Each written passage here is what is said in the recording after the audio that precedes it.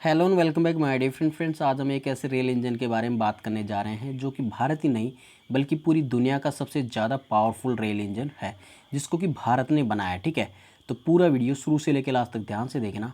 साथ ही साथ अगर आप हमारे चैनल फर्स्ट टाइम विजिट कर रहे हैं तो चैनल को सब्सक्राइब जरूर कर लेना, बेल आइकन को जरूर प्रेस कर लेना ताकि भविष्य जब भी नए वीडियो अपलोड हो उसकी नोटिफिकेशन आपको सबसे पहले मिल सके। ठीक है, तो फ्रेंड्स जो ये इलेक्ट्रिक इंजन है, ठीक है, ये टाइप भी आपका इलेक्ट्रिक है, ठीक है, ना कि डीजल।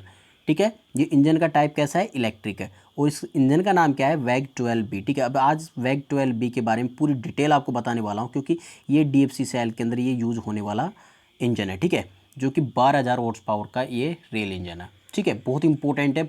जितनी भी इंपॉर्टेंट जानकारियाँ हैं इसके बारे में, कहाँ पे बनाया गया, कैसे बनाया गया, ठीक है, पूरी आज मैं आपको बता दूंगा। ठीक है, तो चलिए स्टार्ट करते हैं। हाँ फ्रेंड्स, सबसे पहले मैं आपको देखिए जो प्रोजेक्ट मैप है, जो जहाँ पे ये इंजन चलेगा, वो प्रोजेक्ट मैप वैसे तो मैंने आपको पहले बता दिया था। ठीक है, जब मैंने आपको डीएफसी के बारे में जो हिस्ट्री बताई थी, ठीक है, क्वेश्चनों के माध्यम से बताया था, लेकिन आज मैं आपको कुछ थोड़ा सा थ्योरी के माध्यम से बता दूंगा। वैसे तो मैंने जितने भी आपको इंपॉर्टेंट क्वेश्चन करवाए ना, बस रट्टा मार लेना सभी को।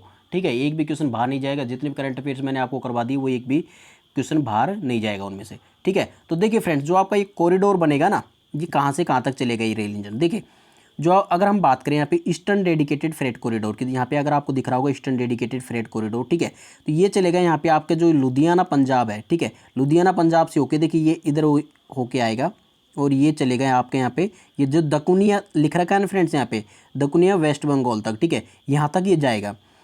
ये तो हो गई आपका ईस्टर्न डेडिकेटेड फ्रेट कॉरिडोर जो वर्तमान में कार्यरत है। ठीक है, नेक्स्ट बात करते हैं जो आपका दूसरा है। दूसरा चलेगा जो वेस्टर्न डेडिकेटेड फ्रेट कॉरिडोर है। यहाँ पे आपको दादरी दिख रहा है ना फ्रेंड्स, यहाँ पे दादरी उत्तर प्रदेश में है ना, यहाँ पे पूरा दिख रहा है आपको। देखिए दादरी तो यहाँ लिखा हुआ है और उत्तर प्रदेश में। ठीक है, दादरी कहाँ पे, उत्तर प्रदेश में। यहाँ से चलेगा ये और ये यहाँ से होता हुआ यहाँ पे जो मुंबई महाराष्ट्र है। ठीक है, यहाँ पे जो JNPT है, जवाहरलाल नेहरू पोर्ट है। ठीक है, तो यहाँ तक ये पहुँचेगा। ठीक है, तो ये कॉरिडोर है जो वेस्टर्न डेडिकेटेड कॉरिडोर है। यहाँ पे आपको लिख रखा है वेस्टर्न डीएफसी। ठीक है, ये तो वेस्टर्न डीएफसी हो गया।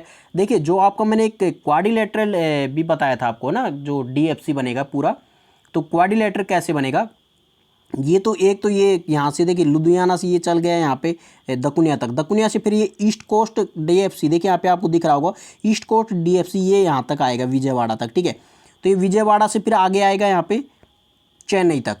ठीक है, ये विजयवाड़ा से होता हुआ यहाँ पे चेन्नई तक आएगा। अब ये चेन्नई से ही चलेगा, ये आएगा आपका यहाँ पे मुंबई तक। एक तो ये चतुर्भुज तो ये बन गया। फिर बीच में जो ये डायगोनल्स बनेंगे यहाँ पे ईस्ट वेस्ट डीएफसी, अगर आपको यहाँ पे दिख रहा होगा east west DFC, east west DFC. ठीक है, तो ये बिल्कुल ये जो लाइन आपको दिख रही है यहाँ पे ना, ये यहाँ से डकुनिया तक जाएगी। ठीक है, ये बनेगी और जो ऊपर से नीचे बनेगा एक है। ठीक है, यहाँ से देखिए जो दादरी है, दादरी से चलेगा।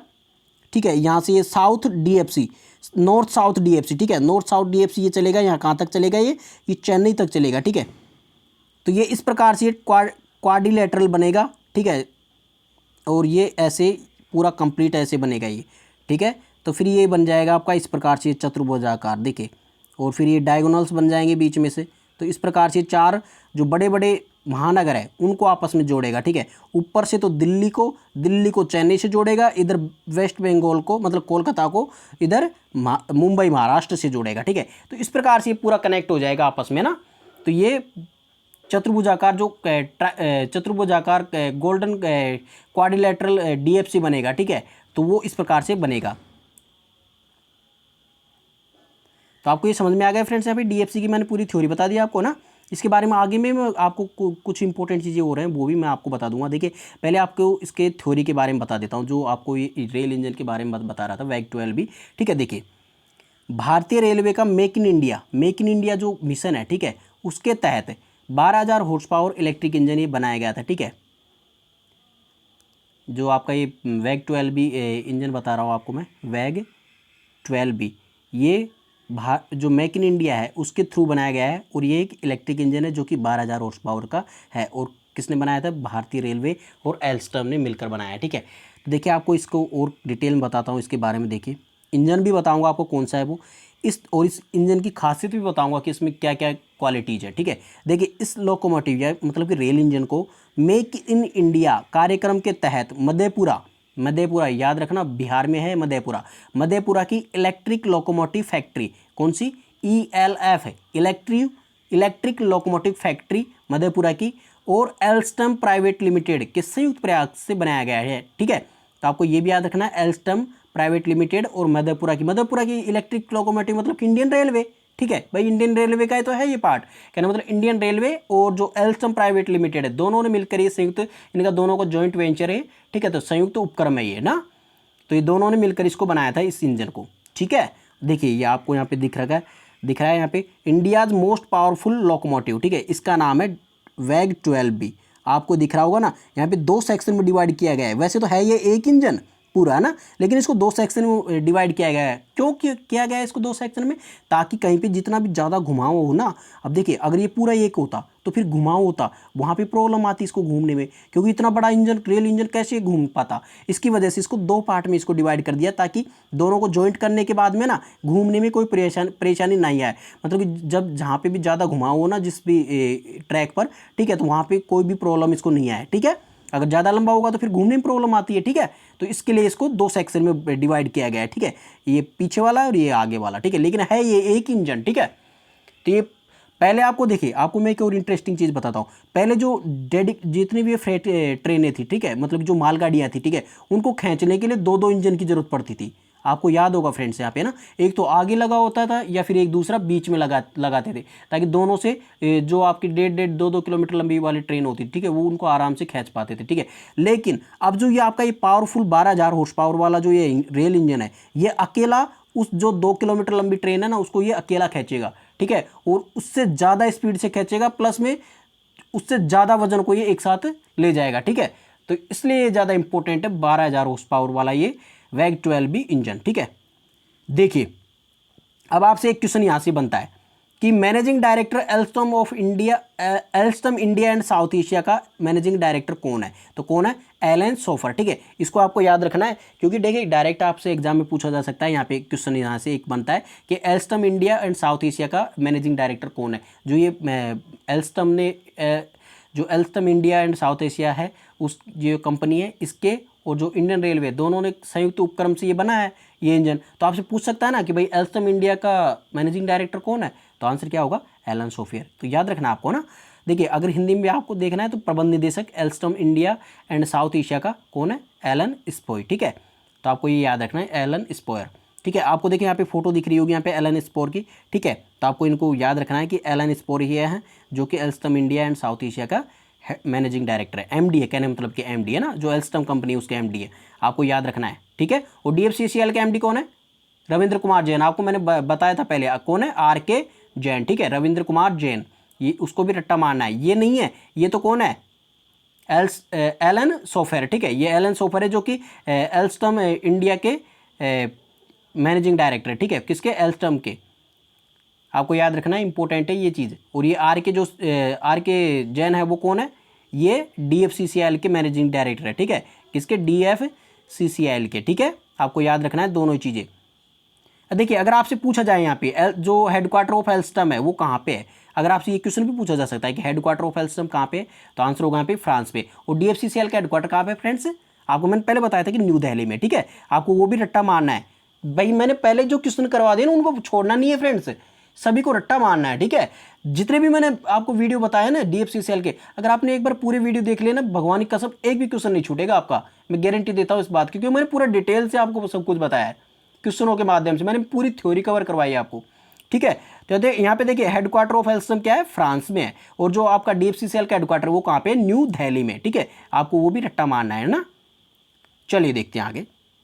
हाँ जी, अब आपका आ जाता है वैग 12B लोकोमोटिव इंजन। ठीक है, देखिए वैग 12B लोकोमोटिव इलेक्ट्रिक इंजन है। किस टाइप का इंजन है ये? इलेक्ट्रिक इंजन, ना कि डीजल इंजन है। ठीक है, इतना ज़्यादा पावरफुल है, और कौन सा? ये इलेक्ट्रिक इंजन है।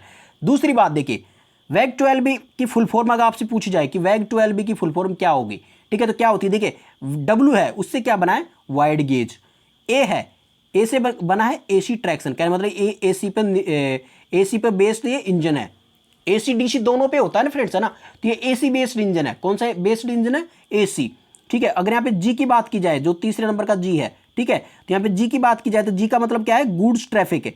ठीक है, AC ट्रैक्शन गुड्स ट्रैफिक। ठीक है, याद रखना, गुड्स मतलब कि माल ले जाने वाला, ठीक है, ये इंजन है wide gauge AC traction goods traffic, ठीक है, आपको याद रखना है पूरी फुल फॉर्म।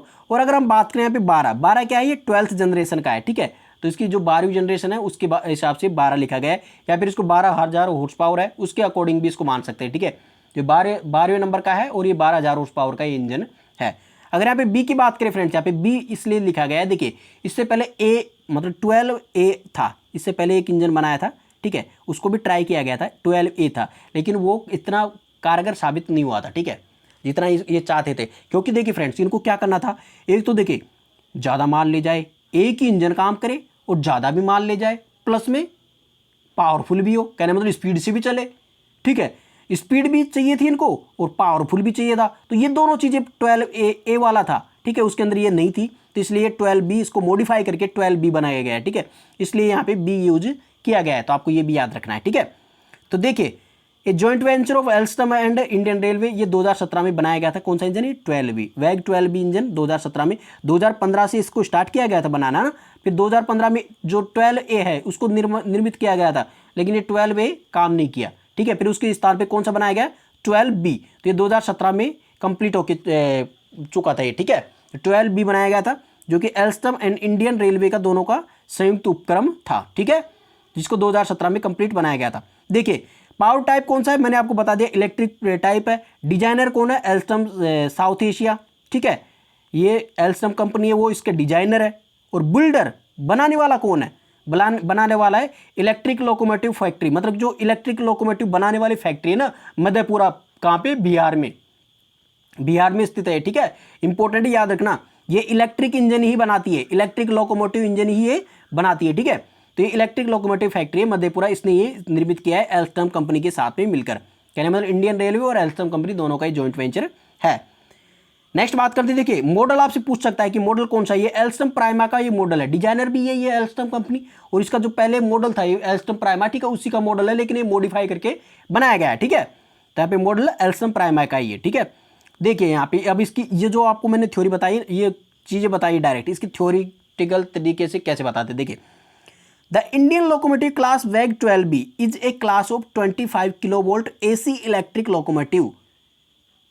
जो ये वैग 12B इंजन है, लोकोमोटिव है, इंडिया के द्वारा बनाया गया, ठीक है, ये 25 kV AC इलेक्ट्रिक लोकोमोटिव है, ठीक है, मतलब 25 किलोवोल्ट AC पर चलने वाला ये इलेक्ट्रिक लोकोमोटिव है।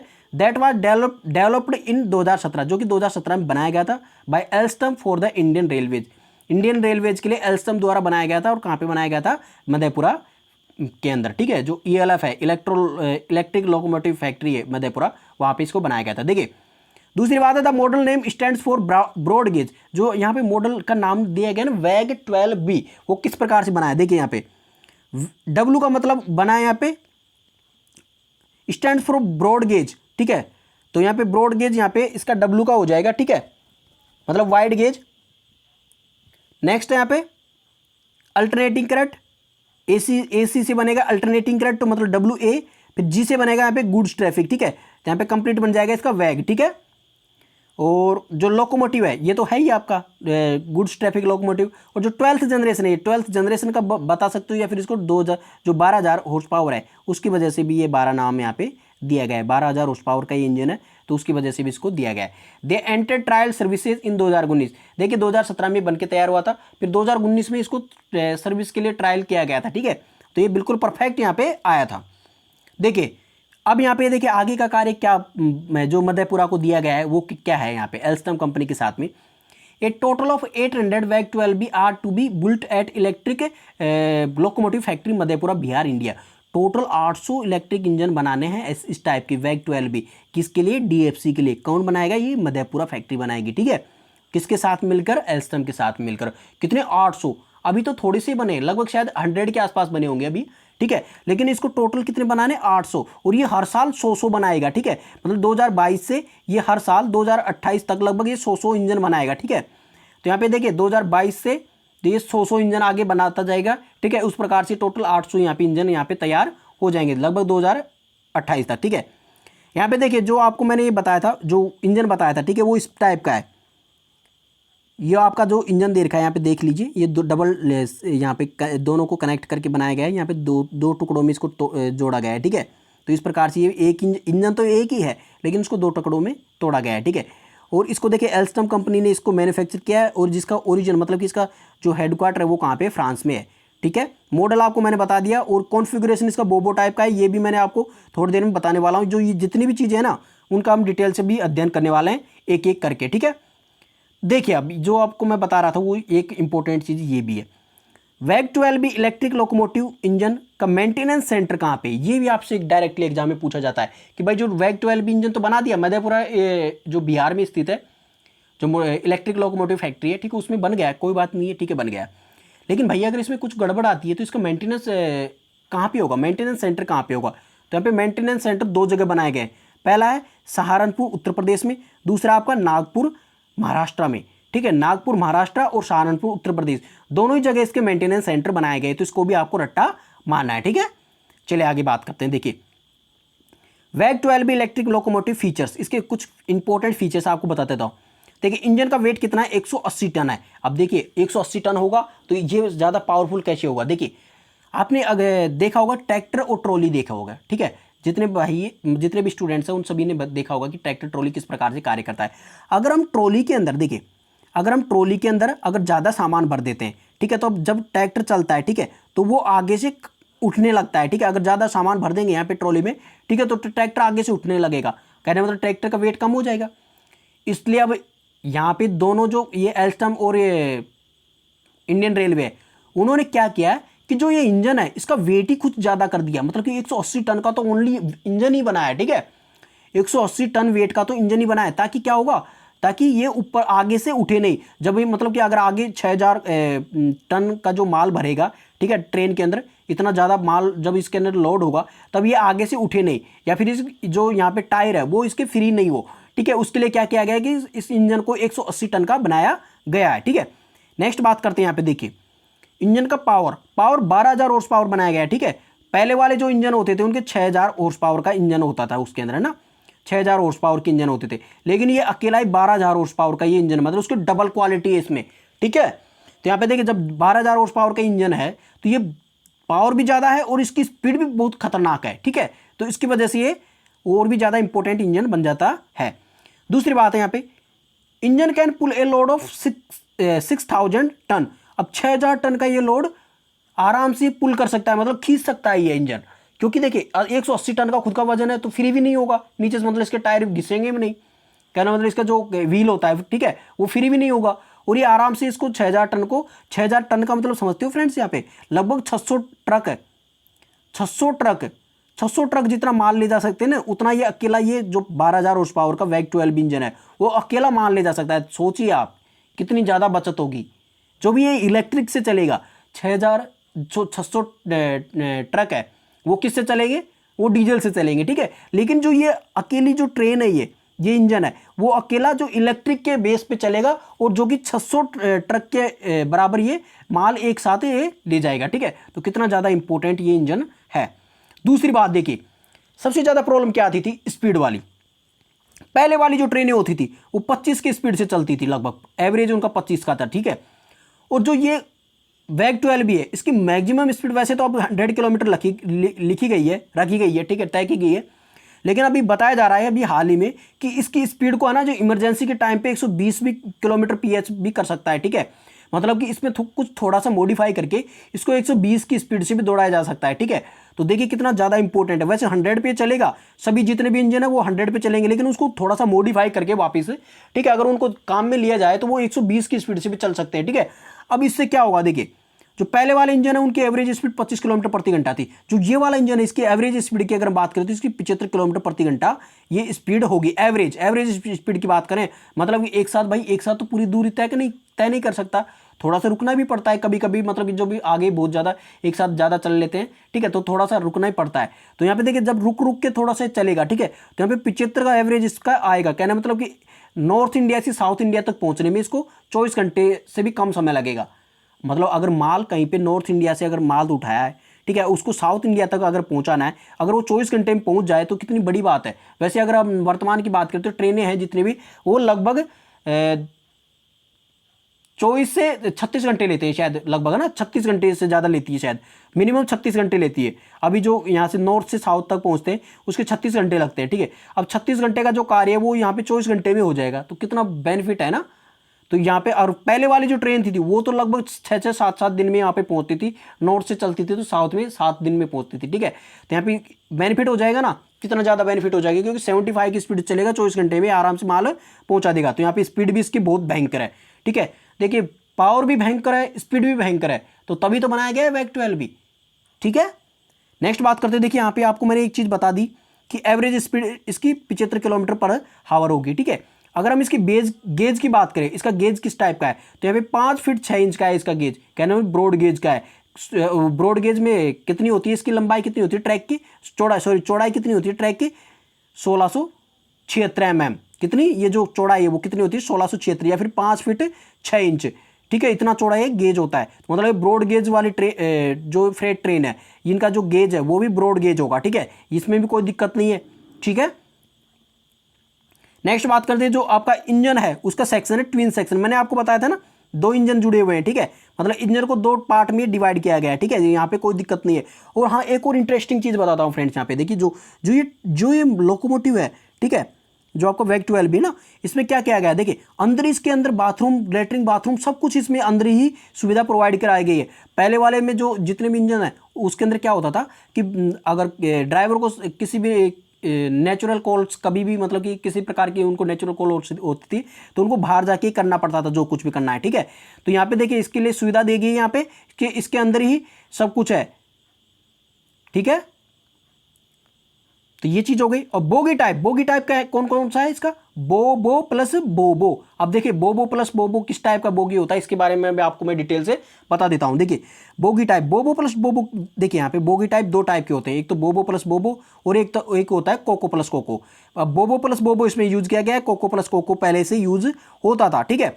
यहाँ पे देखिए बोबो प्लस बोबो में क्या होता है फ्रेंड्स, यहाँ पे अब आपको यहाँ पे देखिए बोबो प्लस बोबो जो कि आपका डीएफसी के अंदर यूज हो रहा है ना, इसके अंदर क्या होगा, देखिए ध्यान से देखिए यहाँ पे फ्रेंड्स, बोबो प्लस बोबो में क्या होता है फ्रेंड्स। यहाँ पे देखो आपने ये एक्सल देख रहे होंगे है ना दोनों तरफ, तो यहाँ पे देखिए 2 इधर की साइड है और 2 इसके पीछे की साइड है, ठीक है।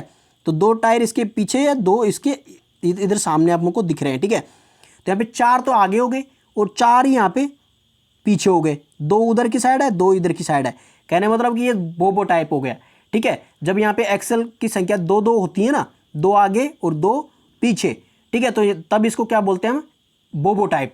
लेकिन अगर आप यहाँ पे इसकी क्वालिटी भी मैं बताऊंगा ना, अगर कोको टाइप है तो कोको टाइप में क्या होता है, यहाँ पे देखिए एक्सल की संख्या देखिए यहाँ पे 1 2 3, 1 2 3, मतलब 3 ही आगे और 3 ही एक्सल पीछे, मतलब 3 उसकी दूसरी तरफ है और 3 ही इसकी भी दूसरी तरफ है, 3-3 का सेट है। अब 3-3 का सेट होता है, ठीक है, तो उसको हम कौन सा बोगी टाइप बोलते हैं, उसको कोको बोलते हैं। जो ऊपर वाला है इसको देखिए बोगी टायर को बोला जाता है, यहाँ पे जो नीचे वाले टायर होते हैं ना इसको बोगी बोला जाता है, ठीक है। यहाँ से जो नीचे वाला पार्ट है इसको बोगी बोला जाता है, ऊपर वाले को क्या बोलते हैं, कोच।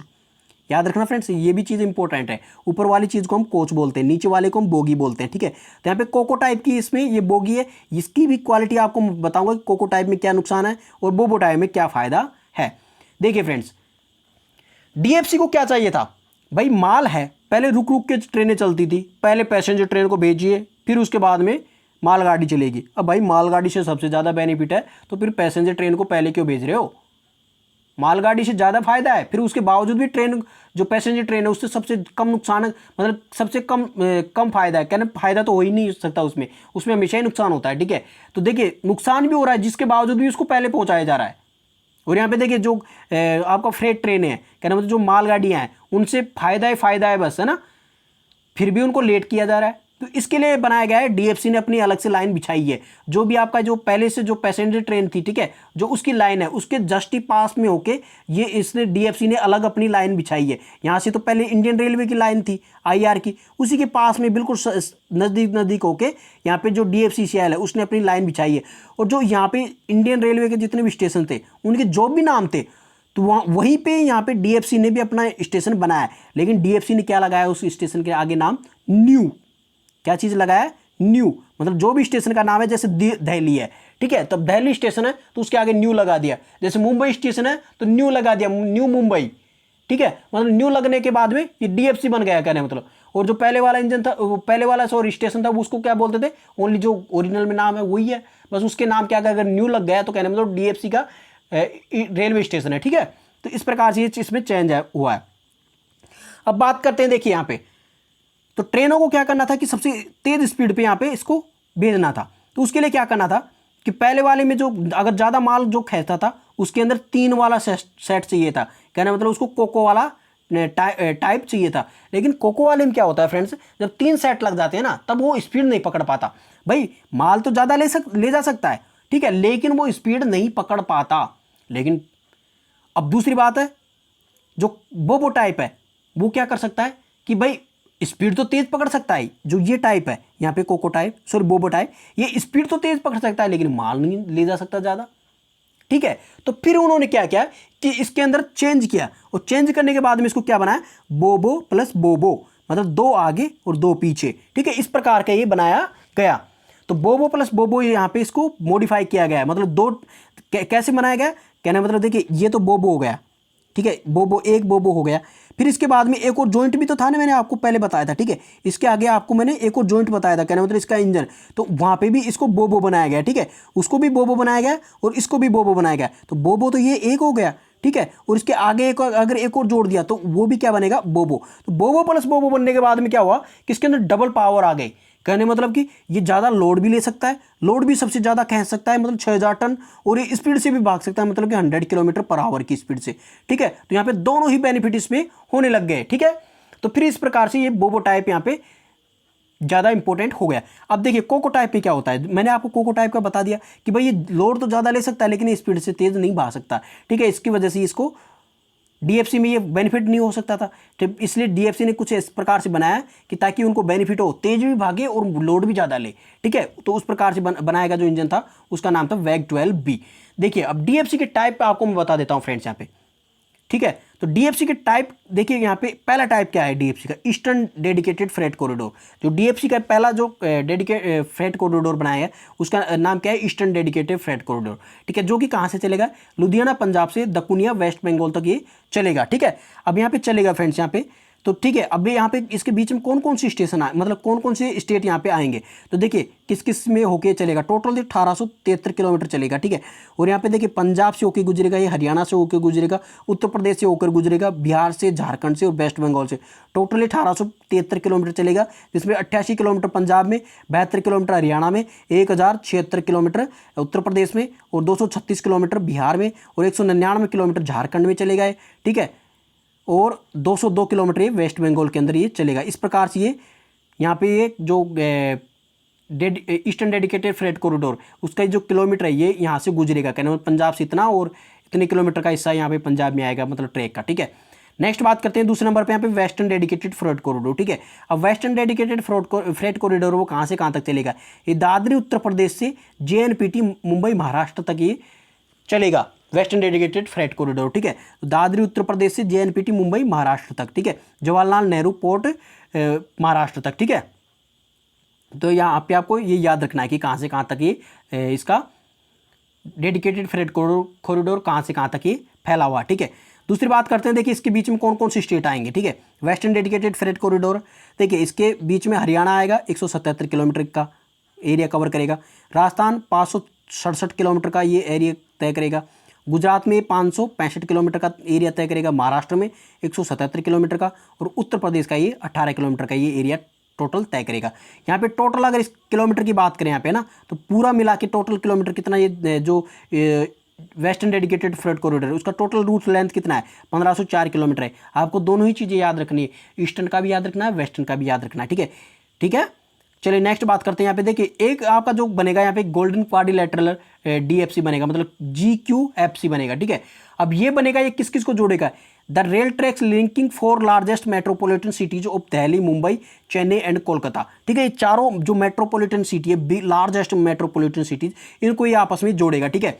अभी इनको ये आपस में जोड़ेगा फ्रेंड्स, ये किस प्रकार से जोड़ेगा, देखिए यहाँ पे आपको मैंने वैसे तो पहले बता देता हूँ, फर्स्ट जो आपका डायग्राम बताया था आपको मैंने उसके अंदर, लेकिन आपको मैं डायरेक्ट बता देता हूँ। देखिए यहाँ पे दिल्ली से चेन्नई को जोड़ेगा और मुंबई से ये कोलकाता को जोड़ेगा। तो इस प्रकार से 2 डायग्राम तो ऐसे बनेंगे और इस प्रकार से ये ईस्टर्न और वेस्टर्न डेडिकेट जो फ्रेट कॉरिडोर है, ठीक है, वो तो बन ही रहे हैं, ठीक है। ये ईस्टर्न हो गया, ये वेस्टर्न हो गया। ये जो आपका जो ईस्ट कोस्ट फ्रेट कॉरिडोर है वो इस प्रकार से बनेगा। जो आपका ये बनेगा वेस्टर्न कोस्ट पे फ्रेट कॉरिडोर है वो इस प्रकार से बनेगा। और ईस्ट और वेस्ट फ्रेट कॉरिडोर इस प्रकार से बनेगा। और नॉर्थ साउथ फ्रेट कॉरिडोर इस प्रकार से ये बनेगा। तो इस प्रकार से पूरा ये क्वाड्रिलेटरल बनेगा, ठीक है। तो क्वाड्रिलेटरल जो आपका DFC है वो इस प्रकार से ये बनेगा। तो आई होप फ्रेंड्स ये सभी चीज़ें आपको सभी को समझ में आ गई होगी, ठीक है। अगर वीडियो अच्छा लगा हो ना फ्रेंड्स तो इसको लाइक, कमेंट और शेयर जरूर करना। चलिए फ्रेंड्स, मिलते हैं अगले वीडियो के साथ में, तब तक take care and God bless you all, bye.